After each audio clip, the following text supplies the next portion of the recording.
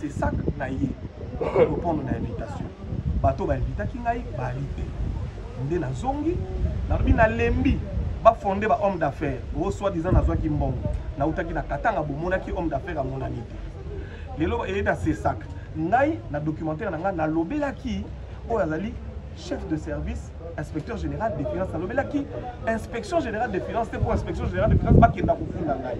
Car cela ne s'en tient. Semaine prochaine, na bengi ba mama bipupula nyonso, na bengi ba papa, na bengi ba ndeko. Boya ko accompagner nga na kopesa bino mokolo. Boya ko accompagner nga biso moko to okenda na bazuzi poto lingi to samba mbongo na mboka ezonga. Ya lobi ya kangaka ba corrupteur ba benga banani. Ba miyibi abenga ba malfrat, ba miyibi, ba détourneur. Siko biso na ba prévo to ali nango, to moni peke ye moko pazala ka moto na kanyaka. Lokola ya lobi ke ngai na diffamé, aya tokenda ko samba. Moi, je demande tokenda ko samba. Na sengi na justice, maman premier ministre na memeli bino mbongo. Mbongo ba botoli na l'état congolais. Mbongo ba privé, o ba société privée. Ba boy ko futa pa ko na l'état. Ba yokani. L'inspecteur général des finances, pour mbongo wane ko na caisse na l'état te, na sengi na bino l'état congolais. Moi, je n'ai jamais parlé de l'inspection générale des finances dans mon documentaire. Et je ne comprends pas pourquoi l'inspection générale des finances porte plainte contre moi. Aussi ça. J'ai parlé de l'inspecteur général des finances. Il y a malversation. Il a une fiduciaire qu'on appelle DACO. Cette entreprise est aujourd'hui, selon ce que nous entendons, gérée par sa femme. Mais moi, j'étais au guichet unique. Il est actionnaire à 54% dans cette fiduciaire. D'accord? S'il a laissé cette fiduciaire au profit de sa femme, il n'y a pas de problème. Mais en tout cas, dans la loi qui les gère, on dit que ni lui, ni une personne de sa famille ou ses proches ne peuvent avoir une fiduciaire. Donc maintenant que les juges et que la justice nous appellent, nous devons être entendus. C'est des milliards de dollars qui ont été ponctionnés et l'État congolais doit savoir. Madame la première ministre, qui aujourd'hui a besoin d'argent, d'accord, pour investir dans les projets de la République. Mais l'argent est là. Moi, je vous apporte de l'argent. Madame la Première ministre, je vous apporte de l'argent cash. Si un redressement est fait sur toutes ces sociétés qui ont volé l'État congolais, c'est plus de 3 à 5 milliards que l'État congolais va avoir. Pourquoi l'État congolais ne me suit pas? C'est ça ma grande question. Pourquoi l'État congolais, vous ne me suivez pas? Je vous ai donné la possibilité de récupérer l'argent de l'État. Pourquoi personne ne me suit? Il y a un souci. Bon matin, bon après-midi, tout dépend de l'heure à laquelle vous allez regarder cette émission. Je vous dis bonjour à Kinshasa, je dis bonjour au monde entier, la communauté internationale, peuple congolais, je vous dis bonjour. C'était prévisible, la tempête qui s'annonçait depuis la diffusion de notre documentaire accablant sur l'inspecteur général des finances, chef de service, M. Jules Alinguete, commence à produire ses fruits. Je voudrais ici féliciter et remercier tout le peuple congolais qui nous accompagne dans ce combat. En effet, l'interpellation de M. Jules Alinguete pour audition par le procureur général de la Cour des comptes pourrait bien marquer le début d'une enquête judiciaire visant à clarifier son implication dans les affaires soulevées par notre enquête. Cette interpellation ne serait que justice, car la justice, dit-on, élève une nation. De quoi s'agit-il vraiment dans ce dossier? Pour la petite histoire, la mise en cause est en rapport avec le dossier relatif au contrat de consultance sollicité par M. Placide Nkala Passadiloa, directeur général de la GECAMIN, ayant jugé impérieux de convertir l'équipe d'encadrement de l'inspection générale des finances en mission de contrôle à la GECAMIN afin de former pendant 3 mois 105 agents auditeurs et experts en passation de marché public à l'IGF. À cet effet, 150 000 $ américains furent disponibilisés par la GECAMIN pour payer les 8 inspecteurs de finances faisant office de formateurs. Par ignorance ou par abus de pouvoir, Monsieur l'inspecteur général chef de service de l'IGF a autorisé ses inspecteurs à assurer cette formation à la GECAMIN et de se faire payer par cette dernière. La question, là où le bas blesse, là où ça dérange, On aimerait savoir, ou nous aimerions savoir, est-ce que l'IGF est un service générateur de recettes? La réponse est non. À en croire à l'ordonnance numéro 87-323 du 15 septembre 1987 portant création de l'inspection générale des finances qui stipule ceci. Article 2. L'inspection générale des finances dispose d'une compétence générale en matière de contrôle des finances et des biens publics.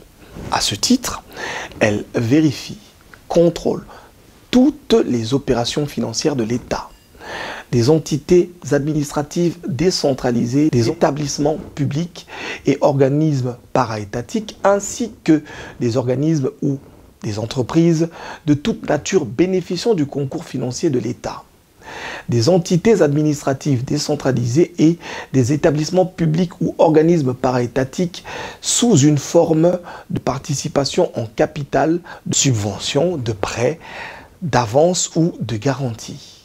C'est clair comme l'eau de roche. Sa mission se limite à la vérification et au contrôle. Pire encore, il l'avait exigé, lui, le chef de service, inspecteur général des finances, à la GECAMIN, selon des sources dignes de foi, de payer les inspecteurs muets en formateurs. Comment un service de l'État payé par l'État congolais peut se faire payer par une autre entreprise de l'État? Revenons à l'ordonnance qui engendre l'IGF. À son article 5, cette ordonnance dit ceci, ou nous renseigne.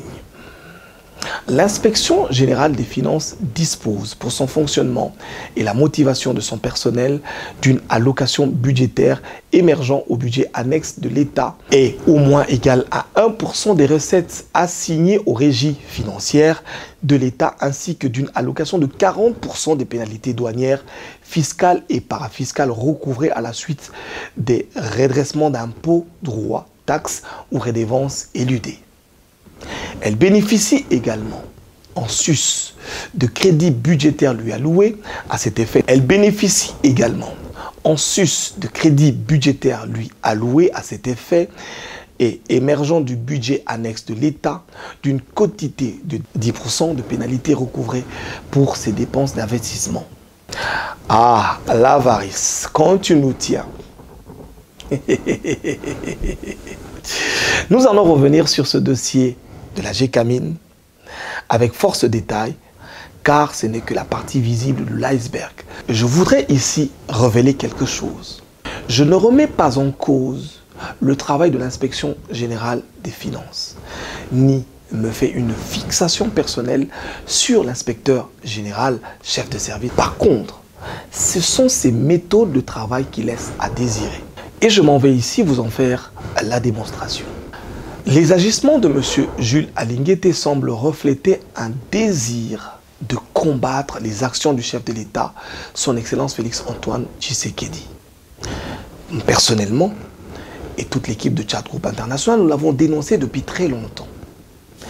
Je voudrais ici des travaux qui sont à l'arrêt du centre financier de Kinshasa, matériel aussi bloqué. Je voudrais ici soulever un autre point, celui de la carte d'identité. Vous le savez ici, chers Quinois et chers Congolais, ça fait plusieurs années que la République démocratique du Congo et tout le Congo, même le monde, attend que les Congolais puissent avoir une carte d'identité.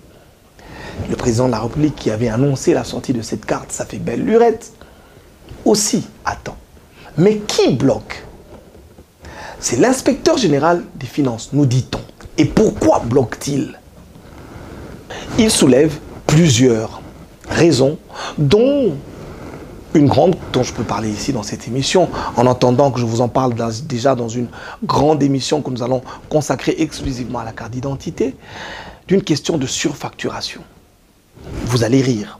Au moment où je vous parle, l'État congolais aurait déjà payé à peu près 20 millions de dollars et ces 20 millions n'ont jamais été utilisés par la société qui devrait ici donner aux Congolais leur carte d'identité. Allez vous poser la question. 20 millions de dollars ont été payés. Ces 20 millions de dollars, jusqu'au jour où je vous parle, n'ont jamais été utilisés. Mais On vous parle de contrôle de l'IGF. L'ONIP est bloqué, IDEMIA est bloqué, tout le monde est bloqué, les Congolais sont bloqués, ils attendent la carte. Devrais-je ici vous rappeler le dossier des lampadaires, où M. Samba Batili a été accusé? Très chers amis téléspectateurs, je suis passé sur les artères de la ville de Kinshasa. Vous avez vu comment la société Selectra a planté ses lampadaires. Mais je voudrais ici, moi, vous poser une question. Si on parle de détournement dans le dossier de lampadaires, pourquoi n'a-t-on jamais convoqué M. Gentini Ngobila, qui a signé 6 contrats pour l'implantation des lampadaires dans la ville de Kinshasa? Et le lampadaire le plus cher a coûté 21 000 $. Mais on ne parle que de lampadaire qui a coûté 4 900. Nous avons montré ici les différences. Vous avez vu. Mais nous attendons que M. Jules Alinguete convoque M. Gentini Ngobila. Et là, vous apprendrez des secrets. Vous apprendrez comment est-ce que des gens se sont enrichis. Ceux qui sont montrés à la télévision, ce ne sont pas les vrais voleurs. Ceux qui sont pointés du doigt, ce ne sont pas eux les vrais voleurs. Mais les vrais voleurs, c'est ceux qui acceptent de collaborer. Ceux qui n'acceptent pas de collaborer, on monte des dossiers mal montés, permettez-moi de le dire comme ça. On les présente à la télévision comme étant des voleurs. Quand ils vont à la justice les relaxe et les acquitte parce que les dossiers ne sont pas bien présentés. Mais ensuite, que pense la population? La population se dira un jour, voilà cet homme, c'était lui le bon, c'était lui qui arrêtait les voleurs, c'était lui qui nous présentait les voleurs. Et on se posera la question, d'où vient la main qui libère ces prétendus voleurs? Qui accusera-t-on, je voudrais dire ici? Posons-nous la question. Ceux qui se sont battus ici pendant plus de 34 ans pour arracher le Congo de la dictature, ceux qui ont vu leurs parents mourir, leurs enfants, nous ici, nous avons sacrifié notre jeunesse pour ce combat. Nous sommes relégués au second plan. Ceux qui tiennent les règnes, aujourd'hui, nous montrent des personnes qui ne sont pas voleuses.